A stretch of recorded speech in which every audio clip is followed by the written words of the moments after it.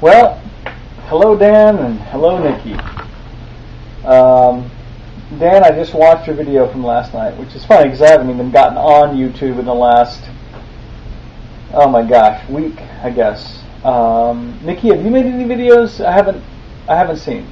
So I'm going to go check right when I'm done making this one. But I figured I should probably make a video now because I may not be making one anytime soon. The play I'm in, Nikki, I don't even know if you know I'm in a play, but it's about a man named Rockwell Kent. Rockwell Kent, you know, if in fact here, let me tell you who Rockwell Kent is. Go to rockwellkentwinona.com. You can also Google Rockwell Kent, look at images. You can see a lot of his illustrations and examples of his work. He was a painter and an illustrator back in the teens and 20s and 30s, the 19 teens and 20s and 30s. Show her your let me finish talking. And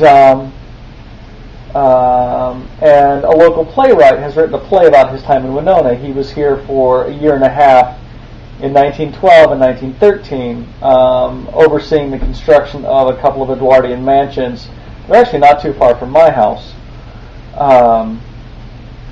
So anyway, rehearsals begin on Wednesday, or really Thursday, but I've already spent the last 2 weeks working on the script. So, you know, here's the script, and all the pink tabs are the scenes that I'm in, which is really every scene except for maybe 3. And I don't know if I told you, I get to be Rockwell Kent, which is kind of cool.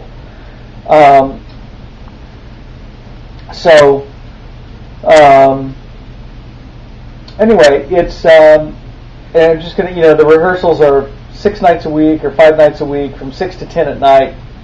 For a guy who usually goes to bed at 9 o'clock, it's going to be tough. In fact, I'm probably going to stop swimming altogether. So Dan, you talked a little bit about increasing your cardio, and I think that's really important. You know, for the people who can, you know, they do, you know, they work out, you know, doing a lot of lifting and a lot of non-cardio, just muscle work. Honey, please don't stand right behind me while I'm making this. It's really distracting. I don't know. I just think there's a huge benefit from the cardio work. And I told you I've been spinning, and I don't know if I mentioned, but the nice thing about the spinning class is not just we get on the bike and just spin consistently for 45 minutes.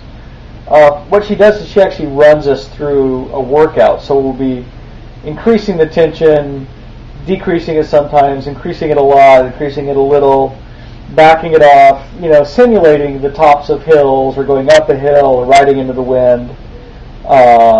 So it's, you know, it's a good time. In fact, that was tonight.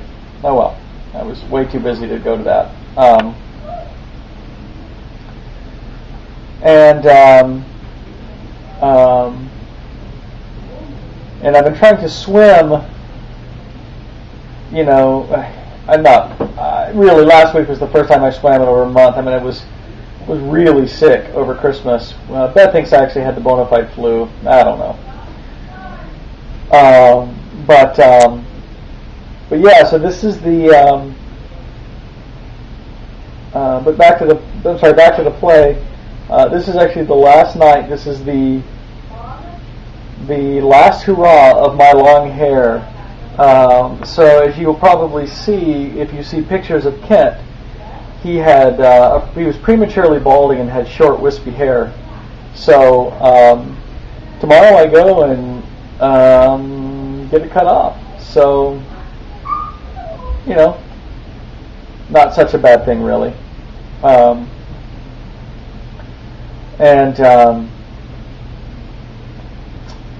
Let's see what else is happening. We had a warm spell here. It actually rained a couple of days last week, which is really unfortunate. We had a nice snow base for cross-country skiing, and the kids, Preston and Colleen, are in a youth ski program, which is sort of a Minnesota-wide program. And they learn classic, but they also do a little skating. And I know, Dan, I talked about the difference between classic and skate skiing last year when Galen was skiing. But Nikki, I don't know if you know the difference. If you don't, I'll tell you sometime in the future. But anyway, so the kids are out Thursdays from 4 to 5:15, and then Preston goes to a special, like an additional session on Tuesdays from 4 to 5:15, where he learns to race. And I have a friend who actually, he owns a company called Coda Bow, and they manufacture composite bows for string instruments. And his name is Jeff. And he's got a couple of kids in the program as well. So this past Thursday, he brought an extra set of skis that he has, and poles, and I'm actually able to fit into Galen's old boots. And so I went out cross-country skiing, and this isn't just, light shooshing in the woods. I mean, it was a lot of work. It was a lot of coordination, and I fell over several times. But of course, it's nothing like downhilling. So, Nikki, I don't know if you've ever cross-country skied. I know you're obviously a big downhiller, but I really enjoy it. I mean, I like downhilling too, don't get me wrong, but I live in Minnesota, so, you take advantage of what you got, right? And St. Mary's University has miles and miles of trails that they keep groomed, and they allow the community to use it at no cost. It's really quite something. Anyway, it's so I've been up to that. Let's see, Preston is also doing karate. Just started back up again just this year, or in November, I think. So did Marshall. Colleen is doing gymnastics. She had her first meet in December, had another one this past weekend, and is doing really well. I mean, to watch her do her round off back handspring back tuck on the floor is really cool, because she's getting more air on her back handspring, so that she's able to get all the way around without, touching her knees or her hands. So it's really cool. Plus, she did on the uneven bar, she did a flyaway. So that's where she comes off of, on her dismount, she swings and comes off of the high bar and essentially does a layout back flip, and it's so awesome to watch. Marshall this evening had his first ballet class.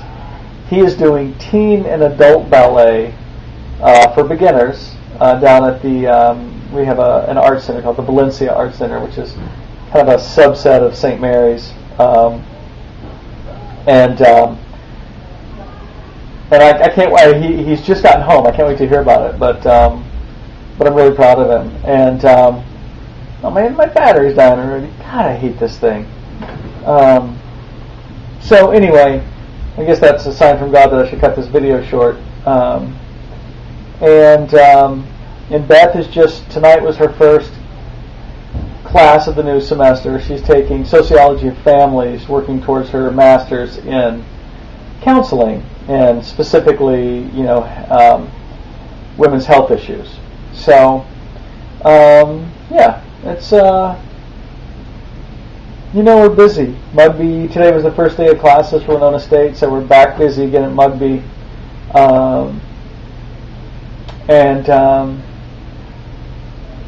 I don't know what else to tell you. I am going to take a video of the shearing tomorrow, so stay tuned for that.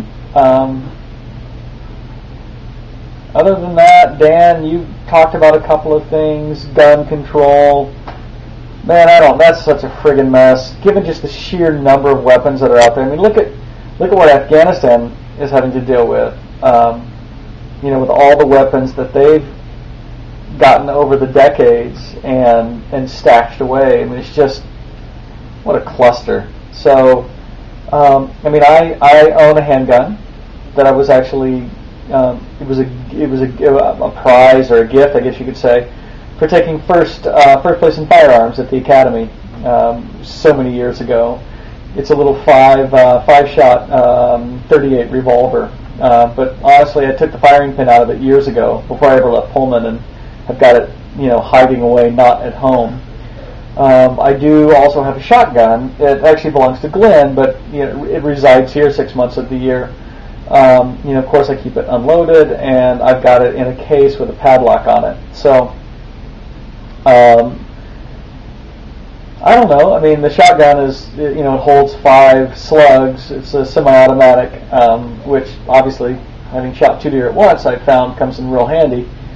But, I obviously don't have, well, not obviously, I do not own an AK-47 or any sort of Kalashnikov or an M16 or any sort of assault weapon. And I mean, I was around the culture of weapons when I was a police officer, and mostly with the unorthodox weapons, I would call them. It often struck me it's the same sort of culture as knives. It's just boys and toys. You know what I mean? I don't know. It's do they serve any function? No, but really neither do big SUVs either. So. Obviously, you can kill a whole lot more people with a semi-automatic weapon. I'm being, obviously, trying to be humorous. I'm not drawing a direct parallel between weapons and SUVs. But I'm not sure what the answer is. The president of the NRA sure thinks, is quite confident that, he's got Congress's balls in his hand. And perhaps he's right. Maybe he does. Maybe he does have the Republican caucus in his balls in his hand. So, or Tittneringer for female congresswomen. I don't know. He's just. It's just it's ridiculous. The statements from the NRA, the statements from violent video game makers, statements from Hollywood moguls. Everybody's like, well, no, hell, it's not me. So it's and you also asked about Dan. You were also talking about conservation, I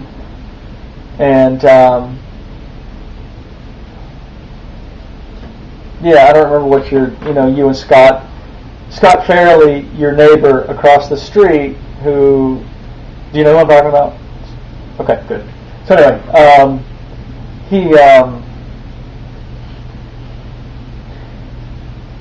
here would be my suggestion. Here's my number one. Tell Scott I said this. My number one suggestion for conserving energy. Do away with air conditioning. Do away with air conditioning in your car. Do away with it in your buildings, and except for, of course, your server farm. You can't do that. But do away with air conditioning.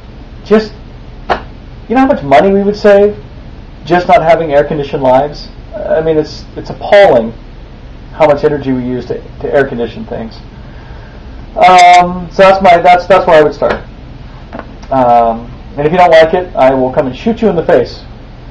The other thing is vehicle. Why did Sarah get a minivan? I mean, you only got 2 kids left at home, so what are you hauling?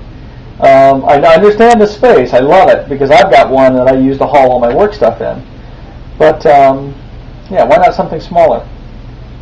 Anyway, my van. I told you the fan went out on the way down to Florida. I fixed it by banging on it with a hammer and it started back up. Woohoo! Now the heat stopped working. The fan worked, but the heat stopped working because I have a leak in the radiator. Damn.